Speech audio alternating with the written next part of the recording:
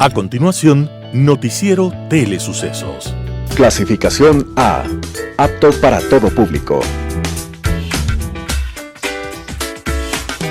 Un noticiero pensado para usted porque se lo merece. Nos acercamos a la realidad desde diferentes perspectivas.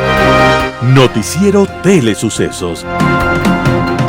Primera parte del Noticiero Telesucesos con las noticias más importantes del día.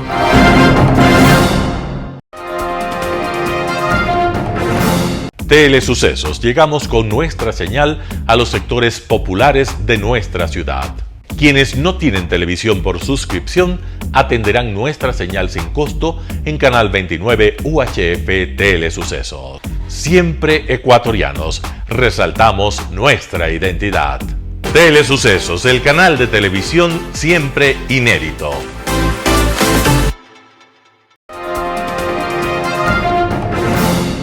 Como en cualquier sociedad humana, alguien imaginó a una serie de personajes inmersos en una red de celos, temores y malas intenciones. Uno de ellos era Yago. Tenía envidia de un personaje llamado Otelo, a quien consideraba que no era merecedor de los altos cargos que ostentaba. Yago entonces aprovechó que Otelo era celoso y que estaba casado con Desdémona y decidió crear una serie de intrigas para destruir aquellas vidas. En efecto, tras una serie de oscuras maquinaciones, Otelo imaginó que su esposa le era infiel y terminó dándole muerte. Pero después, Otelo descubrió toda la verdad y entendió que había sido un juguete en las manos de su enemigo. Y arrepentido, Otelo puso fin a su propia vida.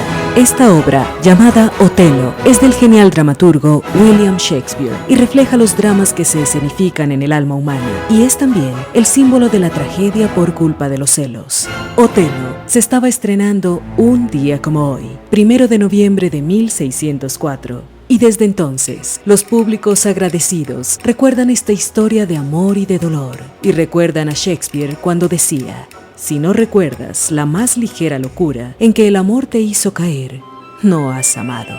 Las principales noticias del día.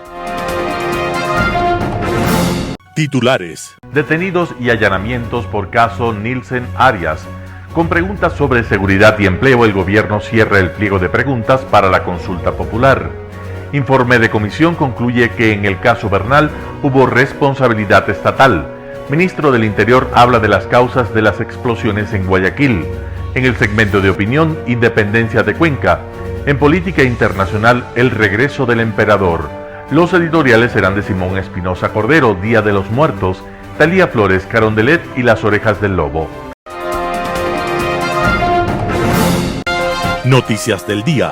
Detenidos y allanamientos por caso Nielsen Arias. La Fiscalía realizó un operativo con allanamientos simultáneos en varias ciudades de Ecuador la mañana del 1 de noviembre del 2022. Esto como parte de una investigación por supuestos actos de corrupción en la petrolera estatal Petroecuador. Según la Fiscalía, hay 7 detenidos, entre ellos figuran 5 exfuncionarios de Petroecuador y del Ministerio de Finanzas. Las investigaciones de la justicia estadounidense en torno a Nielsen Arias, exgerente de comercio de Internacional Petroecuador, revelan y confirman las irregularidades derivadas de los contratos de preventas petroleras. Petroecuador afirma que brinda todas las facilidades a las acciones que desarrolla la Fiscalía dentro de las investigaciones sobre corrupción en casos como el de Nielsen Arias y otros temas que dentro de sus competencias se encuentran investigando. En Petroecuador, una de las oficinas allanadas es la Gerencia de Comercio Internacional. Otro de los allanamientos se hizo en el Ministerio de Finanzas en Quito.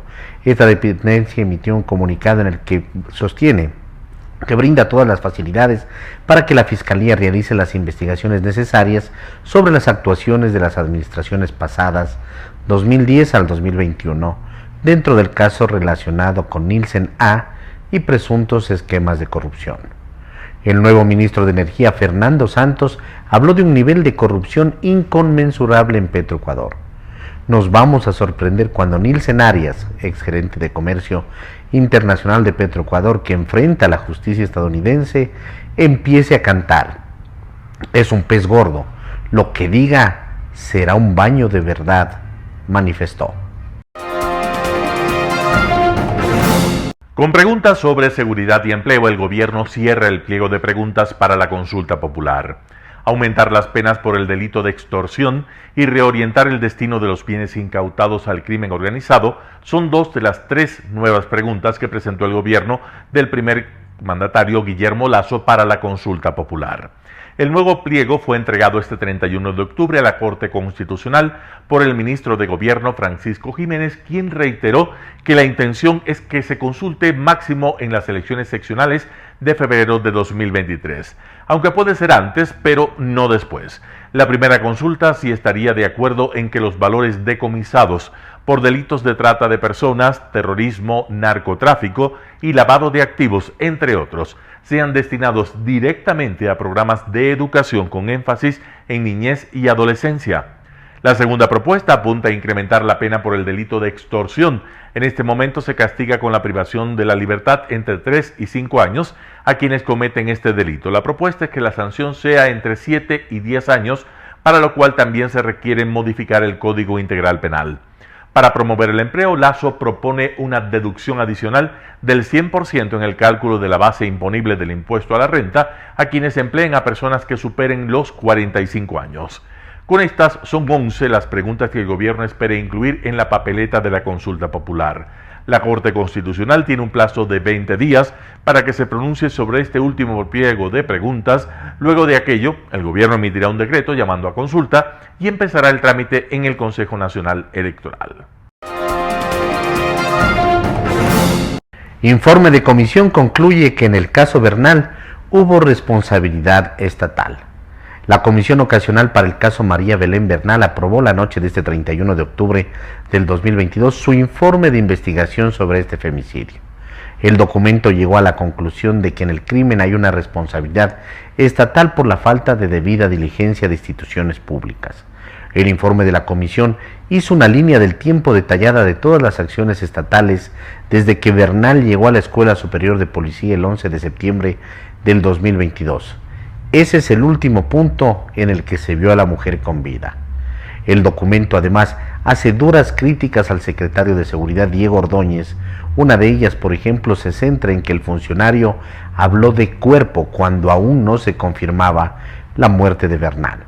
Según el informe, existe responsabilidad estatal y se configuran elementos de responsabilidad internacional en 3 puntos: violación del derecho internacional, imputabilidad de la violación al Estado y existencia de daño moral y material a la madre e hijo de Bernal. El principal responsable de esto, según la comisión, es el presidente Guillermo Lasso, y determinó que hay responsabilidades políticas sobre el femicidio de los siguientes funcionarios: el presidente Guillermo Lasso, el secretario de Seguridad Diego Ordóñez, el ex ministro de Interior Patricio Carrillo, el comandante general de la Policía Fausto Salinas, la fiscal general Diana Salazar, la secretaria de Derechos Humanos Paola Flores. Además, sugiere al Pleno que designe a un asambleísta para que inicie una solicitud de juicio político contra Ordóñez, Carrillo y Flores, y el informe deberá pasar al Pleno de la Asamblea en los próximos días. Ministro del Interior habla de las causas de las explosiones en Guayaquil. Tras los ataques con explosivos registrados en Guayaquil, el ministro del Interior, Juan Zapata, ofreció una rueda de prensa en compañía del comandante de la policía, Fausto Salinas, este martes 1 de noviembre de 2022. Salinas detalló los hechos violentos que se iniciaron a las 23 horas del 31 de octubre y que, en ese marco, ordenaron el despliegue de 1.330 efectivos policiales y 1.400 soldados para realizar un registro organizado, planificado para la reorganización de varios centros de detención. Juan Zapata, ministro del Interior, insistió en que las muertes violentas son fruto de acciones narcodelictivas y no de delincuencia común, por lo que instó a la ciudadanía a respaldar a la institución policial y no desprestigiarla por casos aislados. Zapata identificó a los 2 agentes policiales asesinados en Guayaquil como el cabo Félix Eduardo Contreras Montoya y el policía Rommel Stalin Chunata Martínez. Ese atentado se registró en el distrito Portete alrededor de las 2 horas. Otro similar ocurrió en la unidad de policía comunitaria de La Prosperina, donde 2 efectivos más resultaron heridos. En total fueron 6 los atentados con explosivos registrados la madrugada del 1 de noviembre en Guayaquil. Otros 3 ocurrieron en Esmeraldas. El ministro lamentó que sumen ya 61 policías acribillados en el cumplimiento de su trabajo. Entrevista del día. La mañana de este martes en Radio Sucesos se dio la presencia de Julio José Prado, ministro de Producción, Comercio Exterior, Inversiones y Pesca, y habló sobre el siguiente tema: avances del acuerdo comercial con México. Escuchemos lo que dijo. Está pendiente el tema de México. Ustedes se reunieron junto al canciller Juan Carlos Holguín el 21 de octubre con el canciller mexicano Marcelo Ebrard para seguir buscando la vía del acuerdo comercial. ¿Cómo está esto? Efectivamente, viajamos con el canciller Juan Carlos Holguín hace una semana y media a México durante lo que fue la reunión de cancilleres y ministros de Comercio Exterior de la Alianza del Pacífico. Esto fue en Ciudad de México, y fuimos invitados directamente para poder avanzar con el proceso de adhesión plena, digamos, del Ecuador a este acuerdo, ¿no? Recordemos siempre que para poder ser parte de la Alianza del Pacífico tenemos que tener acuerdos bilaterales con cada uno de los países miembros. Nos falta México, y Costa Rica está por ingresar también a la Alianza del Pacífico, entonces por eso es importante también tener un acuerdo comercial con Costa Rica, que ya lo comentaremos después. Un tema importante: en las últimas semanas hubo un cambio total en el equipo negociador del acuerdo comercial con Ecuador y en general de los acuerdos comerciales de México. Hubo un cambio de la Secretaría de Economía que lleva a cabo los acuerdos comerciales y de todo el equipo. Entonces, lo que hicimos fue ir a conocer a este nuevo equipo. Yo me reuní directamente con la Secretaría Buen Rostro, que es la nueva secretaria de Economía de México, y lo que hemos acordado, y yo le entregué personalmente a ella una última propuesta del Ecuador en términos de acceso a mercado en los temas que nos faltan, Milton, ¿no? Que es acceso a mercado para camarón y para banano, básicamente, y una propuesta en tema de servicios financieros, que era un tema pequeño que estaba pendiente. ¿Cuáles son las trabas en el tema del camarón, por ejemplo? Que es, creo que es el más complicado y delicado. Son los dos, camarón y banano, porque primero estos se producen en México en zonas complicadas, digamos, ¿no? Sobre todo el camarón se produce en la zona de Sinaloa, ¿no es cierto?, que también tiene una situación política y de seguridad también compleja, y por eso es que hay ciertas sensibilidades políticas que se han puesto, digamos, sobre la mesa de negociación en este momento. Entonces, lo que nos dice México desde el inicio es que no quisiera que ingrese nada de camarón ecuatoriano a ese país porque temen por su industria local.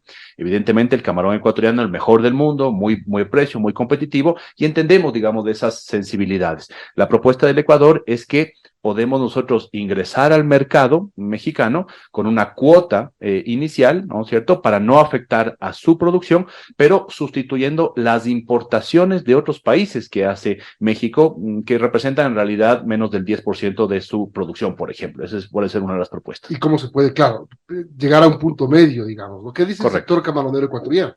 El sector camaronero ecuatoriano está interesado en tener un acceso a mercado a México, pero para ser absolutamente sinceros, hay otros mercados en el mundo que son mucho más importantes para el sector camaronero, pesquero e incluso bananero, ¿no es cierto?, que son sobre todo mercados asiáticos y europeos.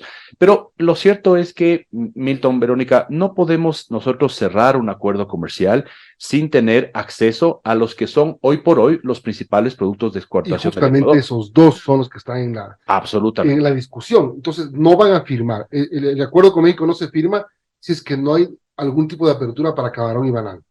Lo hemos dicho, nosotros no vamos a cerrar un acuerdo comercial con México y en realidad con ningún otro país si no tiene una ventaja, ¿no es cierto?, para nuestros principales productos de exportación y al mismo tiempo unas ventajas también de importaciones que nos permitan traer productos más baratos de otros países. En el caso de México, esas sensibilidades estaban alrededor de la pesca, ya se solucionó, alrededor del banano, casi solucionado, y en el tema del camarón, que es donde estamos esperando una respuesta ya al más alto nivel político en este caso, Milton. ¿Se pone en riesgo el ingreso a la Alianza del Pacífico por ese tema entonces? A ver, si es que nosotros no cerramos un acuerdo bilateral con México, evidentemente no podremos avanzar hacia la Alianza del Pacífico.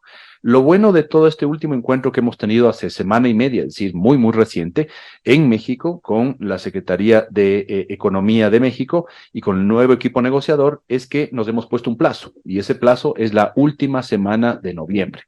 ¿Qué es lo que va a pasar la última semana de noviembre? El presidente de la República, el canciller y yo hemos confirmado la presencia del Ecuador de una delegación, ¿no es cierto?, de este más alto nivel a la cumbre de presidentes de Alianza del Pacífico. Y tenemos el compromiso a nivel incluso presidencial del presidente López Obrador, que le dio al presidente Lasso en las últimas conversaciones de poder cerrar este acuerdo comercial antes del fin de noviembre. Así que ya tenemos simplemente que ponernos de acuerdo en este último paso que le llamamos ese último 1% que falta en la negociación. Ministro, usted mencionaba el tema de la pesca y, por ejemplo, ¿qué ha pasado con el tema del atún? ¿Cómo se solventó esa situación? Entiendo que desde los atuneros mencionaban que no querían o que pedían estar fuera de este acuerdo. Sí, a ver, hubo un impasse, podríamos decirlo, hace cerca de unos 3 o 4 meses, en el cual un grupo de gremios privados del lado mexicano hicieron algunas declaraciones, digamos, que fueron no bienvenidas del lado ecuatoriano y sobre todo del lado pesquero, porque se hicieron algunas especulaciones y se dijeron algunas cifras que no eran reales, sobre todo en términos a los temas relacionados con la pesca sostenible del Ecuador, que es, de hecho, la flota atunera ecuatoriana y la pesca en el Ecuador es una de las más observadas del mundo, es muy competitiva y es muy reconocida a nivel internacional por sus muy buenas prácticas. Entonces, eso creó un impasse, digamos, entre la industria pesquera ecuatoriana y la industria pesquera mexicana, no a nivel de negociación, sino más a nivel privado. Desde ese momento, hace 3, 4 meses, hemos avanzado ya y hemos acercado posiciones de lado y lado. Hubo delegaciones que viajaron tanto del Ecuador hacia México como de México hacia el Ecuador, y había lo que llamamos un anexo de pesca, que era un pedido del equipo negociador de poner sobre la mesa una información que se le iba a pedir a la flota pesquera ecuatoriana. Y que los atuneros de acá dijeron, esto es inaceptable. Es inaceptable porque efectivamente tenía información reservada de dónde pesca, cómo se pesca, que el Ecuador no la entrega ni siquiera a los organismos internacionales con los cuales tenemos que reportar obligatoriamente. Esa información quedó entonces fuera de ese anexo de pesca, y ese anexo ya se ha consensuado con las dos partes y está listo para ser firmado una vez que vayamos ya con el resto de temas pendientes. Las relaciones del presidente Lasso con el presidente López Obrador son buenas y fluidas. ¿Cuáles son los oficios que interponen los dos mandatarios para lograr que se destrabe el tema del acuerdo comercial? Sí, Milton, lo primero es que si no tuviésemos una muy buena relación a todo nivel, tanto a nivel ministerial, a nivel de cancilleres y sobre todo a nivel del presidente Lasso y el presidente López Obrador, no estuviéramos en este punto, es decir, 99% de avance del acuerdo comercial con México, porque estaba paralizado este acuerdo comercial. Esa es la realidad. Cuando nosotros los tomamos hace cerca de año y medio, no se había logrado reunir a los equipos negociadores hace muchísimos meses, prácticamente durante toda la pandemia, varios años incluso. Ahora el compromiso es cerrar. Tenemos el compromiso no solo del presidente López Obrador, sino de los 3 otros países que hacen parte de la Alianza del Pacífico: México, Colombia y Perú. Están de acuerdo todos los presidentes en que el Ecuador tiene que entrar a este acuerdo comercial, y por eso es que vamos a ir avanzando en esa línea. Por otro lado, Jimena Ron, abogada constitucionalista, habló en Radio Suceso sobre el análisis de las preguntas finales de la consulta popular. Veamos la nota. Primero quiero preguntar si se sorprendió con las preguntas presentadas ayer por el gobierno a la Corte Constitucional, por 3 adicionales. Milton, buenos días, Verónica, buenos días, y buenos días a los que nos escuchan. A ver, sabíamos que iban a venir esas preguntas. Ya el Ejecutivo había dicho que tenía un tercer grupo de preguntas relacionadas ya con consulta popular y no con referendo constitucional. Creo que lo que no sabíamos, o nadie tenía claro por lo menos, era en qué sentido iban a venir esas preguntas. Y que eran 3 tampoco, porque dijeron que eran 2. Correcto, y que eran 3. Por ahí digamos, especuló que podía venir preguntas relacionadas con esta votación de los asambleístas en segunda vuelta.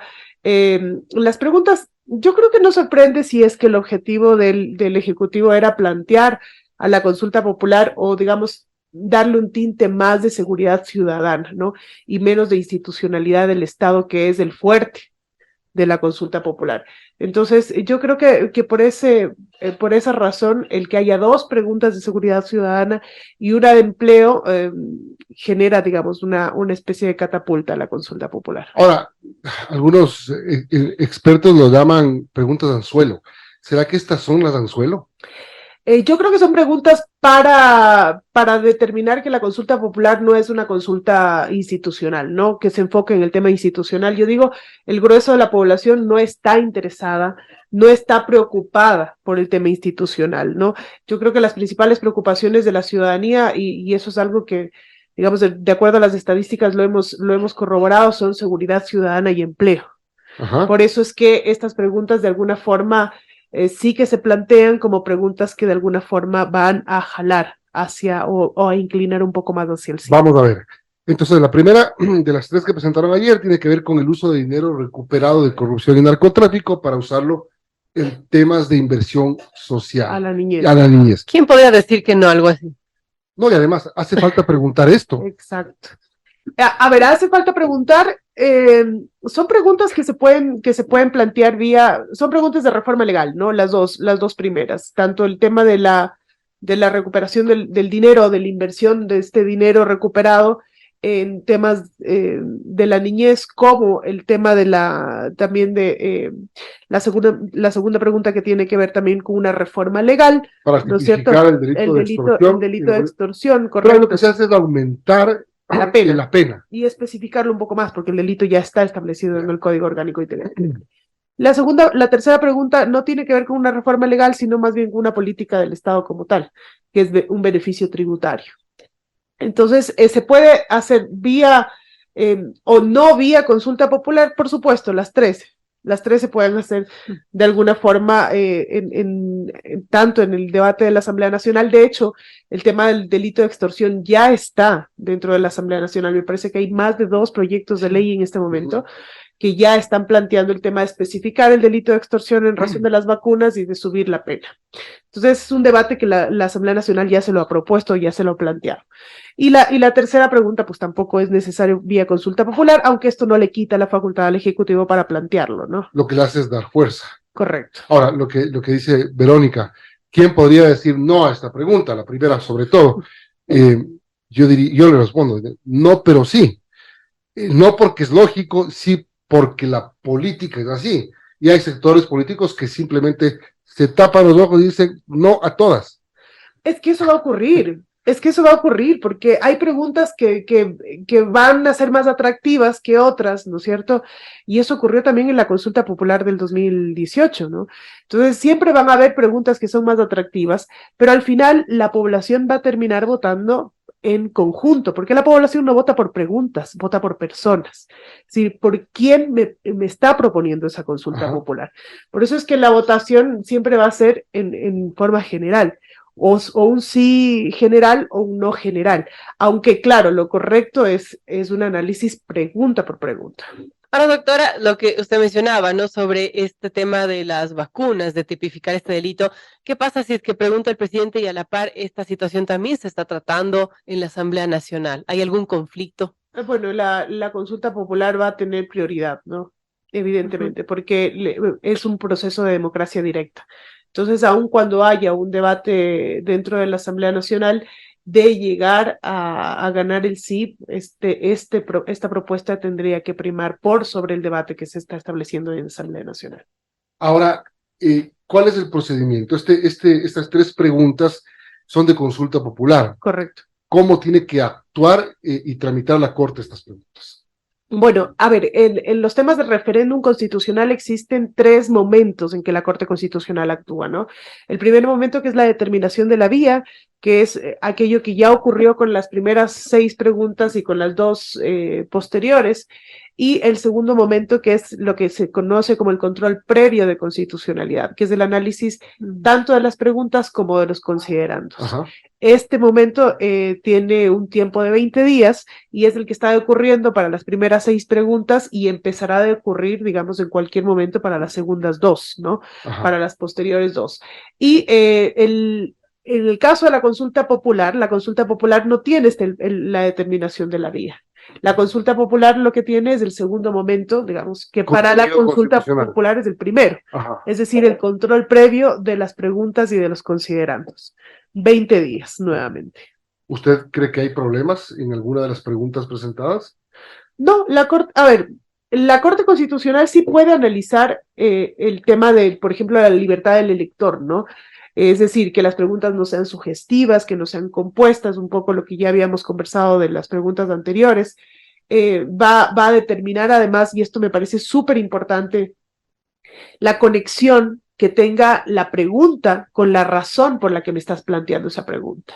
Si me estás planteando una pregunta como ciudadanía para tratar de eliminar el tema de la inseguridad, entonces la pregunta tiene que tener una conexión directa con esa razón. Es decir, la Corte Constitucional hace un análisis de forma y dentro de ese análisis de forma hace un análisis teleológico, es decir, un análisis de finalidad.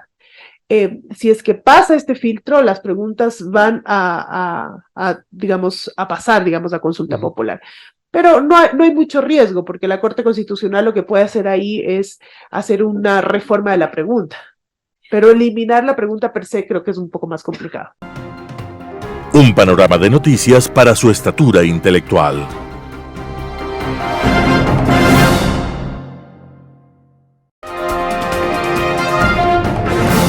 Opinión. La Atenas del Ecuador cumple 202 años de independencia y el 3 de noviembre de 1820 responde a un proceso histórico que empezó el 25 de julio de 1809 ya en Bolivia y que se extendió a toda la región hasta 1824 con las batallas de Junín y Ayacucho.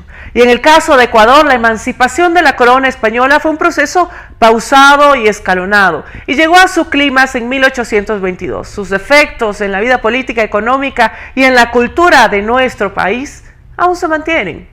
Y la historia nos relata con claridad cómo fue la emancipación cuencana. Una vez que el alcalde Juan Antonio Jáuregui movilizó a las fuerzas realistas para evitar que los cuencanos participen en la asamblea de la ciudad, la gente se tomó los cuarteles como una medida de presión que forzó la declaración de independencia.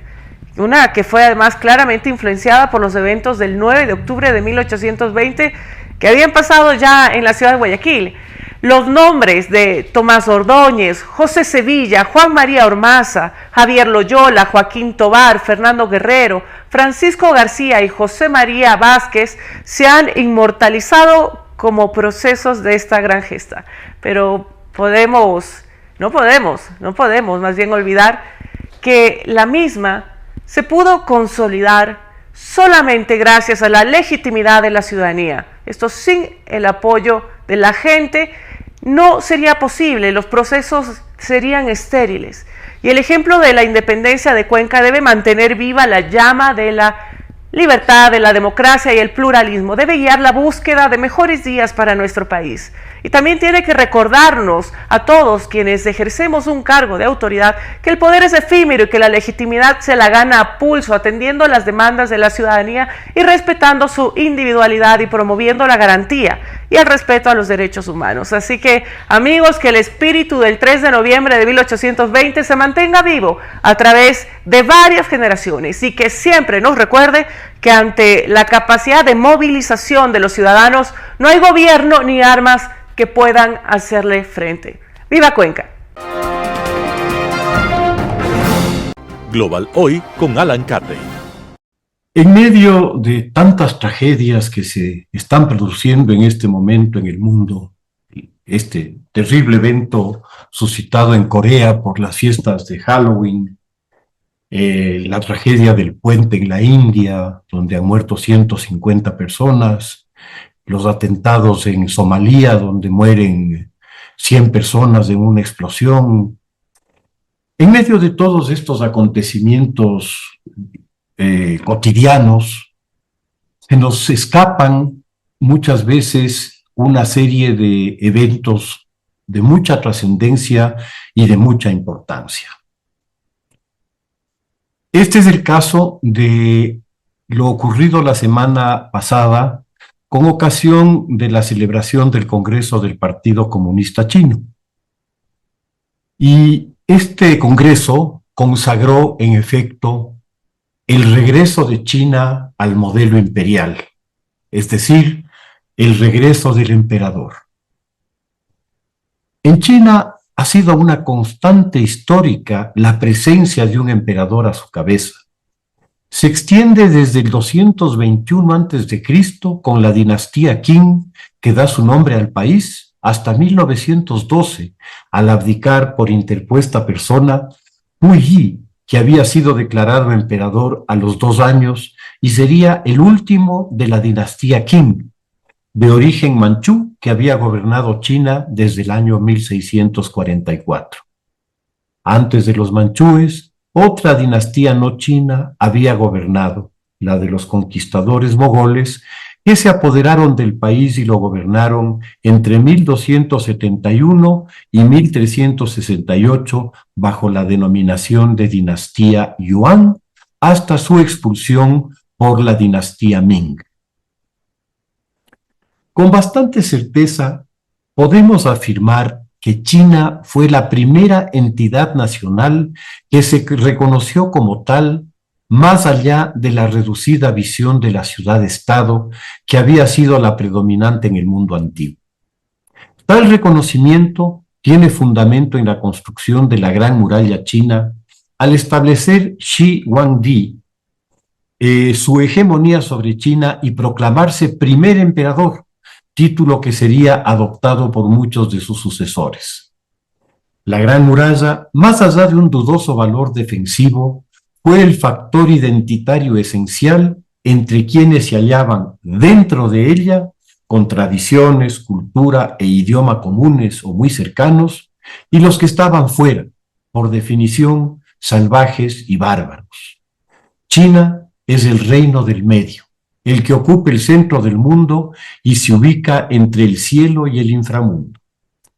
Esta visión será la dominante en la posterior historia china, al punto que ha sido parte del mensaje que el secretario general del Partido Comunista Chino y presidente de la República Popular China, Xi Jinping, ha desarrollado buscando el retorno de China al centro del escenario internacional como telón de fondo de su propuesta ideológica, con la que alcanzó el poder hace ya 10 años, en el año 2012, estableciéndolo como objetivo nacional para superar las humillaciones sufridas por China en los siglos XIX y XX a manos de potencias extranjeras europeas, así como de Estados Unidos y Japón.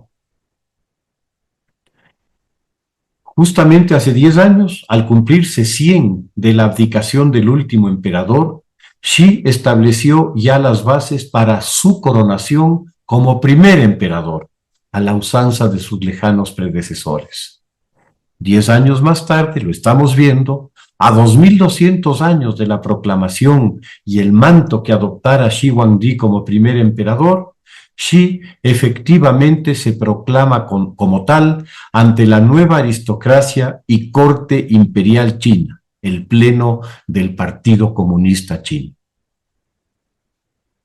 Previamente, además de la sistemática eliminación de todos sus posibles rivales para el cargo en el interior del partido, durante estos 10 años de su mandato, logró que se aprobara una reforma que le permitiría un tercer periodo y, de ser necesarios, varios más, al eliminarse la limitación a 2 que Deng Xiaoping había establecido luego de la traumática experiencia del absoluto poder ejercido por Mao, con las trágicas secuelas del gran salto adelante, que fue en realidad un salto al vacío saldado con cerca de 50 millones de muertos, básicamente de hambre, y de las heridas de la revolución cultural, un descabellado plan para borrar de la memoria de su pueblo la riquísima herencia cultural e histórica de casi 10.000 generaciones para refundar el país a partir del gobierno de Mao,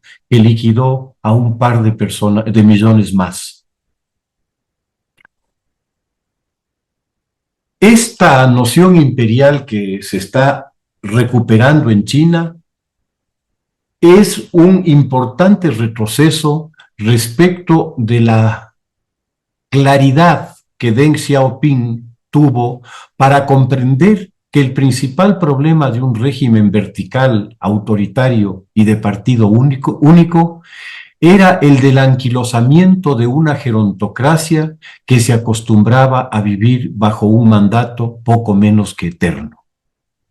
El ejemplo de la Unión Soviética debe haber rondado por su cabeza a limitar a 2 periodos de 5 años la gestión de cualquier mandatario. Los riesgos que Deng avisoró, la dictadura perpetua, el nuevo culto a la personalidad, la adulación como método de movilidad al interior del partido, están muy presentes y vivos tras la reelección de Xi. Ya sus tesis han sido incorporadas al evangelio del partido y son parte integral del programa de adoctrinamiento de los nuevos fieles de la Iglesia del tercer milenio, que son los niños chinos, que deberán, como los adolescentes maoístas antes, poder recitar sus versículos de memoria si quieren destacar en sus actividades escolares para progresar en sus futuros. Xi ha jugado la carta del nacionalismo chino, exacerbándolo con clara actitud xenófoba y de exaltación de la superioridad cultural china. Dentro de este juego, instrumentalizó el sometimiento de Hong Kong a la discrecional y opaca legislación y sistema de justicia chino, violando los acuerdos solemnemente alcanzados con la Gran Bretaña en 1997 tras el retorno de Hong Kong a la soberanía china, en los cuales se establecía que durante 50 años se mantendrían las instituciones jurídicas y democráticas establecidas en la isla por la administración británica. Durante el segundo periodo de Xi, tales acuerdos se volvieron incómodos para el presidente chino, sobre todo por aquellos temas que son causa de urticaria entre los dictadores: la libertad de opinión y la expresión ciudadana. Para quien estaba construyendo un pedestal imperial, las críticas resultaban insufribles y en tal medida había que suprimir cualquier disenso desalineado con el relato oficial del papel providencial de Xi rumbo al siguiente paso en su carrera, la coronación imperial. De similar manera, ya desde sus primeros pasos como presidente, dejó en claro que en China la voz cantante la tienen los chinos de la etnia Han y que las minorías nada tienen que decir respecto del curso que él disponga. Esto se ha hecho evidente en la represión absoluta de todas las etnias que existen en China, particularmente la tibetana y la uigur, a las cuales se ha perseguido sistemáticamente en el plano étnico, cultural y religioso.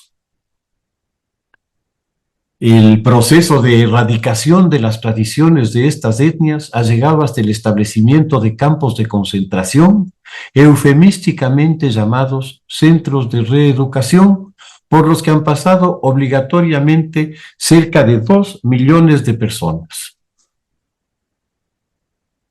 Todas las denuncias que se han hecho, todas las observaciones que se le han hecho al gobierno chino han caído en saco roto y como cabía esperar, ha rechazado todos los duros y documentados informes como injerencia en sus asuntos internos y propaganda contra China. Este es en realidad el escenario que hacia el futuro podemos esperar de parte de un gobierno chino y de un nuevo emperador en el poder que se va a mantener en él hasta su muerte. Qué pena que ese legado de Deng Xiaoping, tan lúcido como lo fue, haya sido dejado de lado y se haya regresado a prácticas ancestrales. Muchas gracias. Editorial. Día de los Muertos, Simón Espinosa Cordero. 12 de noviembre. La celebración del Día de los Muertos no solo nos ayuda a traer al corazón, con unción y dolor, la memoria de nuestros seres queridos, ángeles que engalanaron nuestras vidas y que ahora moran en esas ignotas legiones de la gloria. Nos convoca también una existencia auténtica, aceptando nuestra finitud, convenciéndonos de nuestra condición de itinerantes y relativizando lo vacuo. Nos impele a no desperdiciar el tiempo y a cometer con seriedad la ineludible tarea de vivir, La muerte es un evento que ejerce una función crítica para el hombre y la sociedad porque plantea al misterio de la vida como una residencia temporal en la que no somos más que peregrinos, como el río de Jorge Manrique. Nuestras vidas son los ríos que van a dar a la mar, que es el morir. Esos mismos ríos que para Pascal son caminos que caminan. Este gran misterio planteó a Unamuno un desgarre existencial frente a la eternidad, descrita en su obra Sentimiento trágico de la vida. Decía Unamuno: no me resigno a que nuestro trabajado linaje humano se reduzca a una fatídica procesión de fantasmas que van de la nada a la nada. Tengo sed de eternidad. Para él, la única cuestión es la inmortalidad de quien no quiere morir del todo. Martin Heidegger, considerado el más grande filósofo occidental del siglo XX, en su obra monumental Ser y Tiempo, afirma por su parte que la muerte es el acontecimiento esencial en la aventura humana. El jesuita Teilhard de Chardin asiente que la muerte es el medio divino que nos lleva al punto omega, que es el Cristo que venció a la muerte. Edgar Morin, quien fuera miembro y director del Centro Nacional de Investigación Científica de Francia hasta 1989, en El hombre y la muerte, dice que el problema del conocimiento se encuentra en el corazón de la vida, en el que el hombre ha olvidado demasiado de la muerte. No interesa coincidir o no con ellos, con uno o con ninguno, interesa entender lo que es común al pensamiento humilde o esclarecido del ser humano. El misterio de la muerte que nos obliga a reflexionar en lo trascendente para que la vida valga la pena. Simón Espinosa Cordero. Carondelet y las orejas del lobo, artículo de Talía Flores, publicado en el portal Primicias. Las imágenes calaron profundamente en el pueblo ecuatoriano, que observó con perplejidad cómo el ministro de Energías y Minas, Javier Vera Grunauer, en menos de 24 horas pasó de exhibirse desafiante en la tribuna de autoridades en la ceremonia de aniversario de la Fuerza Aérea Ecuatoriana FAE, a asomar sentado y cabizbajo en un sofá, mientras los agentes hurgaban su domicilio en un allanamiento dispuesto por la Fiscalía. Que un ministro bajo sospecha y en la mira de todos asistiera al simbólico acto castrense confirma la arrogante desconexión del poder con la realidad. Esa misma desconexión habría llevado al presidente Lasso a alardear de que su gobierno no tiene un solo acto de corrupción, para contemplar a renglón seguido el allanamiento al domicilio y al despacho de su ministro de Energía, sospechoso de cohecho. La semana anterior, para Carondelet fue tan patética que parecería que todos conspiraron en su contra. El presidente de la República convocó al Palacio de Gobierno al presidente de la Asamblea Nacional, al presidente de la Corte Nacional de Justicia, el Contralor General del Estado, a la presidenta del CNE y otras altas autoridades para coordinar acciones para combatir la corrupción. 2 días después, Lasso debió aceptar la renuncia del ministro Vera Grunauer. El caso del ministro de Energía y Minas no termina con su renuncia. El fin de semana en San Borondón se allanó el domicilio de su ex asesor en el ministerio y con certeza habrá nuevas acciones. El tema es grave. Vera Grunauer llegó al gabinete cargando el peso fardo de la sospecha. Lasso cometió un error al nombrarlo. O se impuso el amiguismo, o realmente los de Carondelet habitan otro territorio, al punto de desconocer la historia de aquellos a quienes llevan al gobierno. Es inconcebible que no reaccionaran cuando el presidente de la Comisión de Fiscalización, Fernando Villavicencio, pidió la destitución de este ministro que tenía un conflicto de intereses en la fiscalización de la hidroeléctrica Coca-Cola Sinclair. Resulta que una de las empresas del consorcio que hizo la fiscalización por un valor de $128 millones pertenece a la familia de Vera Grunauer. El consorcio dio luz verde para que los trabajos prosiguieran, a pesar de haberse detectado problemas y fallas en la construcción de la enorme obra. Tal sería la responsabilidad del exministro que Villavicencio, aliado del gobierno, lo tiene enjuiciado penalmente por presunto intento de tráfico de influencias para que no se aprobara el informe de la Comisión de Fiscalización sobre la hidroeléctrica, y tales serán los intereses en juego que los asambleístas gobiernistas de la Comisión de Fiscalización votaron en contra del informe que sugería no recibir la obra. Así, el gobierno le hace también el juego al correísmo que construyó la faraónica pero corrupta obra. El exministro de Lasso tiene otras calaveras en el armario. Encuentros en Toronto con ejecutivos de Schlumberger, empresa a la que Correa entregó a dedo grandes campos petroleros con los cuales exaccionan al país. El mismo exministro autorizó la cesión de derechos del bloque 16 de la compañía Repsol a la compañía New Stars Energy, a sabiendas de que a finales de este año tiene que revertirse al Estado el 100% de las reservas remanentes del bloque 16 y su infraestructura porque fenece el contrato que cuesta $2,000 millones. Con la cesión de derechos se entrega a la nueva empresa la operación del bloque cercano al bloque 41, que es el bloque ITT.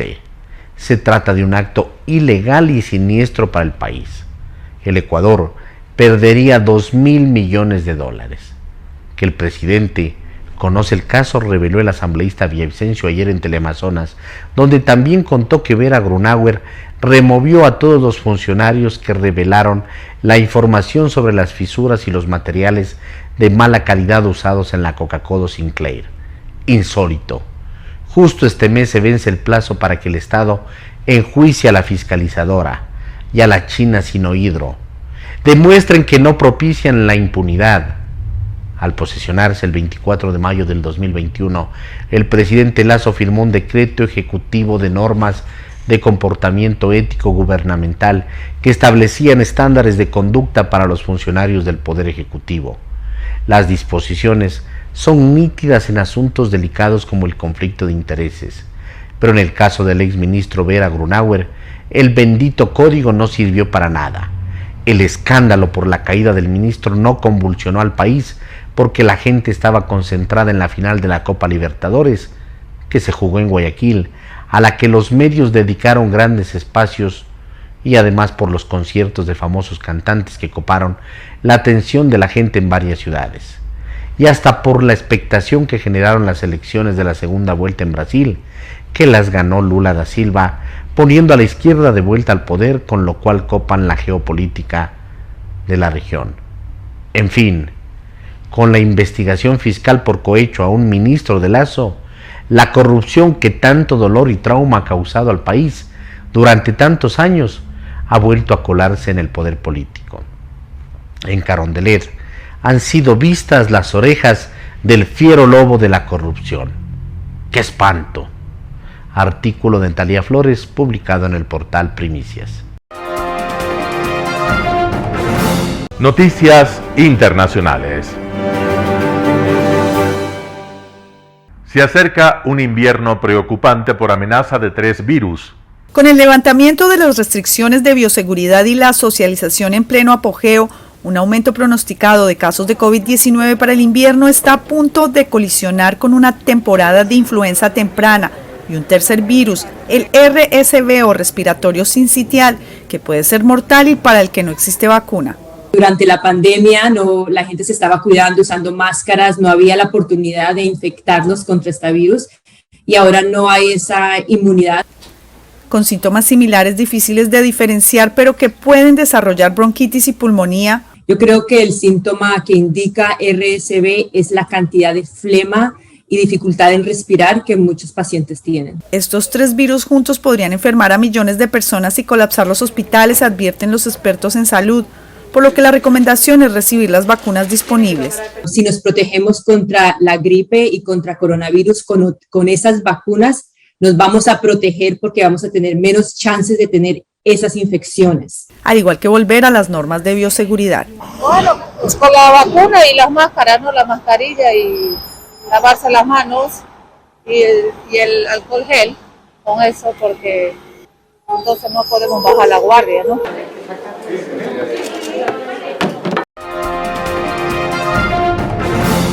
Joe Biden plantea una subida de impuestos a las petroleras. Los beneficios récord tienen las compañías petroleras al considerar que se están aprovechando de la guerra. La idea es que empresas como ExxonMobil, Chevron y Shell ayuden a los consumidores tras haber reportado grandes beneficios desde julio hasta septiembre. Los beneficios récord de las compañías petroleras no se deben a que estén haciendo algo nuevo, innovador. Sus beneficios son una ganancia inesperada de la guerra, la ganancia inesperada del brutal conflicto que está asolando Ucrania y perjudicando a decenas de millones de personas en todo el mundo. En lugar de aumentar sus inversiones en Estados Unidos o de dar un respiro a los consumidores estadounidenses, sus beneficios excesivos están volviendo a sus accionistas y están recomprando sus acciones, por lo que los sueldos de los ejecutivos se van a disparar. Ya es suficiente. Al igual que los ciudadanos europeos, los estadounidenses están lidiando con la alta inflación, pero la tensión en las gasolineras se considera uno de los mayores problemas para los votantes de cara a las elecciones de mitad de mandato. Es poco probable que se apruebe en el Congreso un nuevo impuesto a las compañías petroleras y de gas, pero el llamamiento de Biden a favor podría aumentar las perspectivas de los demócratas la próxima semana.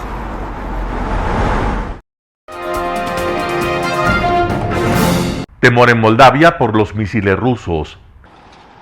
La invasión rusa de Ucrania tiene réplicas en países colindantes. Los moldavos han expresado el temor a que el conflicto les alcance después de que fuerzas de la exrepública soviética hayan destruido un misil ruso que ha caído en el territorio, según el propio gobierno. Chisinau había denunciado con anterioridad que misiles del Kremlin habían sobrevolado su espacio aéreo.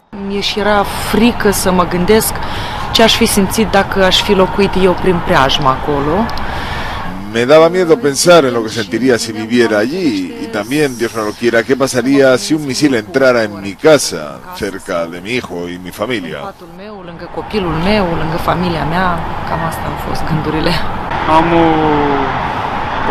Tengo una opinión negativa sobre Rusia, la condeno. Espero que la guerra no nos alcance, que los ucranianos resistan.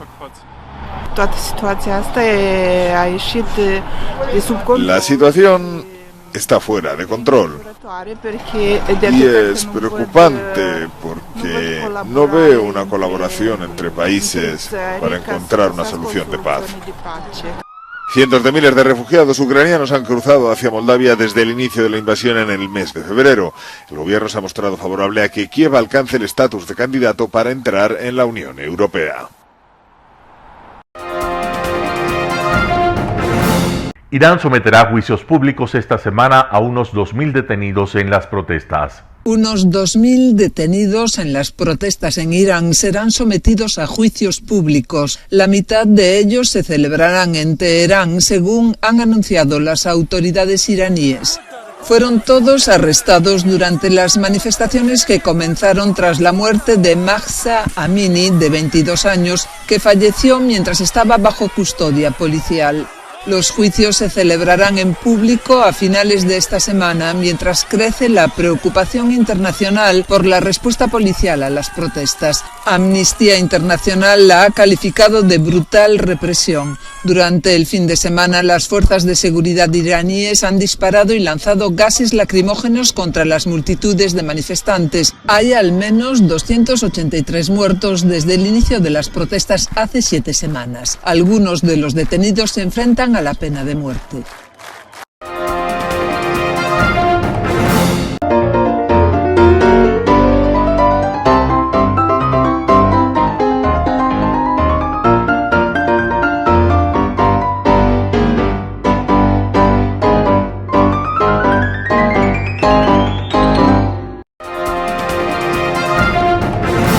El básquet, esgrima, tenis de mesa, taekwondo, box y muchos deportes más en Telesucesos Sport, sin costo desde la comodidad de su hogar en Telesucesos Canal 29. Arena Telesucesos es una importante y funcional edificación cubierta dispuesta para la práctica y desarrollo de eventos del Ecuavóley. La transmisión de Telesucesos se podrá sintonizar además a través de Claro TV Canal 43, TV Cable Canal 73 y en redes sociales Facebook Live Telesucesos Quito y YouTube Telesucesos HD. Telesucesos, el canal de televisión siempre inédito. El noticiero Telesucesos es retransmitido de lunes a viernes a las 7 horas por Radio Planeta Sur 106.1 FM de la ciudad de Loja. Noticiero Telesucesos.